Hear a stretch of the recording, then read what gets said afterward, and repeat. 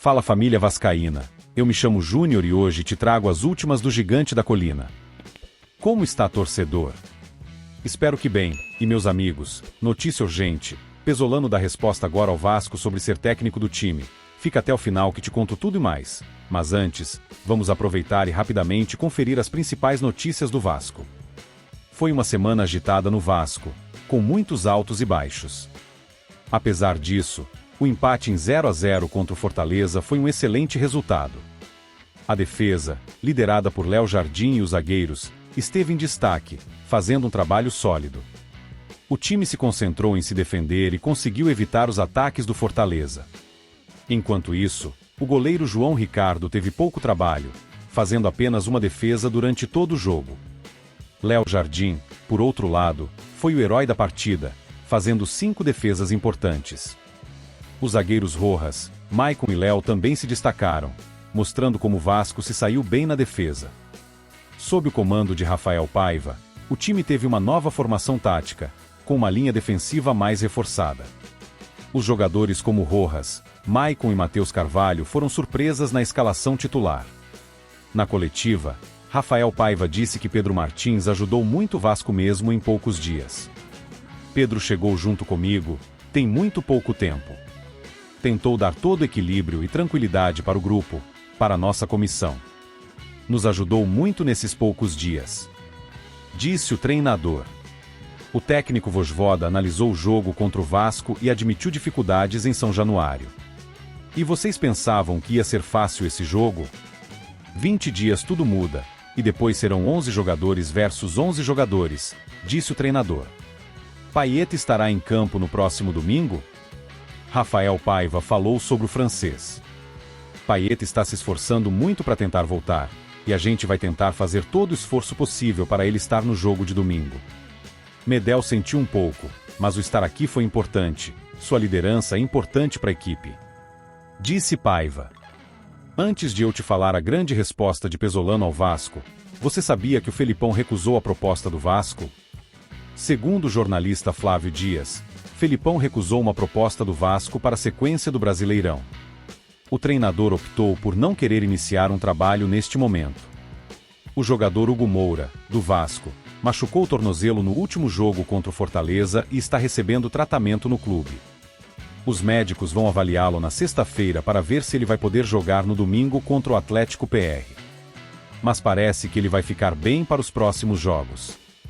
Hugo Moura teve que sair no intervalo do último jogo por causa das dores no tornozelo. Ele foi substituído pelo Pablo Galdames. Ele joga no Vasco por empréstimo do Atlético PR, mas isso não vai impedir ele de jogar contra o próprio Atlético PR no próximo jogo. Até agora, em 3 jogos, ele deu uma assistência.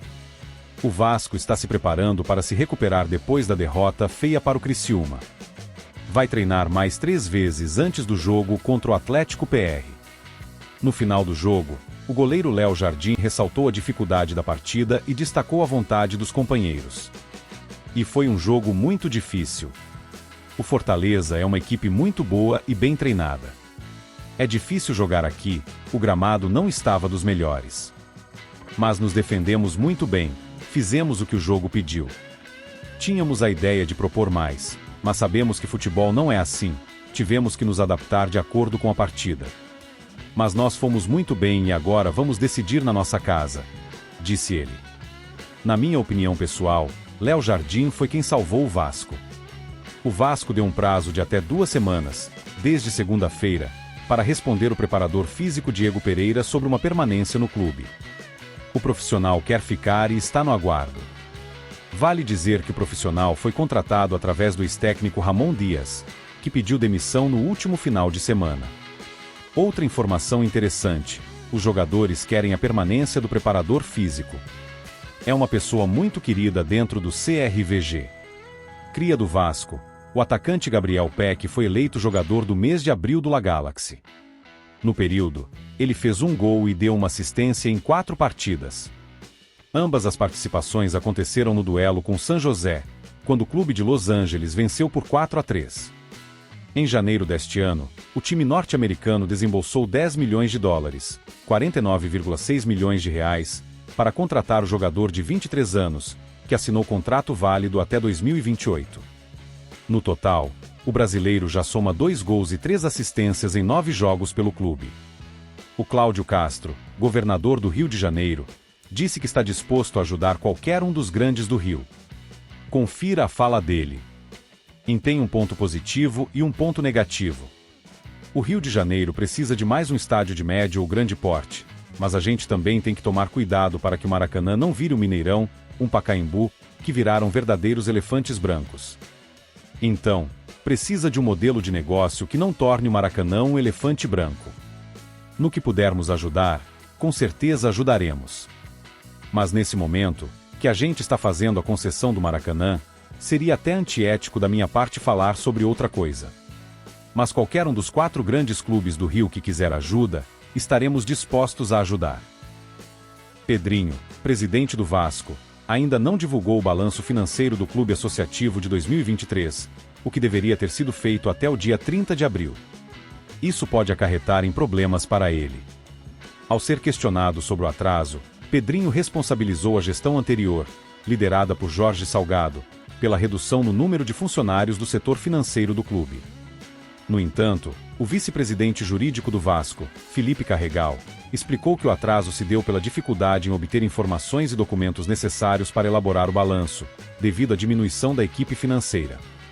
Salgado rebateu as acusações, afirmando que não concorda com a tentativa de transferir a responsabilidade para a gestão anterior. Ele também contestou o valor das dívidas divulgado pela atual administração. Essa situação de atraso na divulgação do balanço não é inédita no Vasco. Em 2014, na gestão de Roberto Dinamite, o clube também entregou o balanço fora do prazo estipulado. O técnico temporário do Vasco, Rafael Paiva, vai ter que fazer algumas mudanças no time que joga contra o Atlético PR neste domingo. Hugo Moura pode não jogar porque machucou o tornozelo, então Zé Gabriel pode ter a chance de jogar no lugar dele. Hugo costumava ser titular, mas com a chegada de novos jogadores, ele perdeu espaço. Agora, com o possível retorno de Payet, ele pode ganhar uma nova chance. Outra opção é deixar o Matheus Carvalho como titular. Ele está indo muito bem e até fez um gol no Brasileirão. Payet não jogou no último jogo contra o Fortaleza, então Galdames entrou no lugar de Hugo quando ele se machucou. Mas agora, com Payet de volta, o time precisa de alguém mais defensivo no meio-campo. E agora, pessoal, vamos para a notícia principal deste vídeo. Olha só, mais um técnico que é alvo do Vasco no mercado se pronunciou em uma entrevista e deu a resposta para o Vasco, sobre sua contratação. E são times muito grandes no mundo, é muito bom que estejam interessados ou que meu nome esteja na mesa. Mas, como disse, tenho a cabeça aqui, neste projeto. O primeiro que penso é ganhar o próximo jogo e alcançar o objetivo, é o único que penso. Disse o treinador do time espanhol. Pesolano despistou sobre um possível interesse, todavia, ele se disse honrado por ser cogitado. No momento, Fábio Carille e Carlos Carvalhal negaram o interesse da diretoria vascaína e não devem vir para o clube. Léo Condé é outro nome que entrou no radar cruzmaltino para assumir o elenco nesse prosseguimento do Campeonato Brasileiro. E você, torcedor, entre Pesolano, Fábio Carille, Carlos Carvalhal e Léo Condé, qual você escolheria para técnico do Vasco? Diga aqui nos comentários. Muito obrigado por assistir até aqui, e não se esqueça de deixar aquele like, se inscreva no canal. Até mais.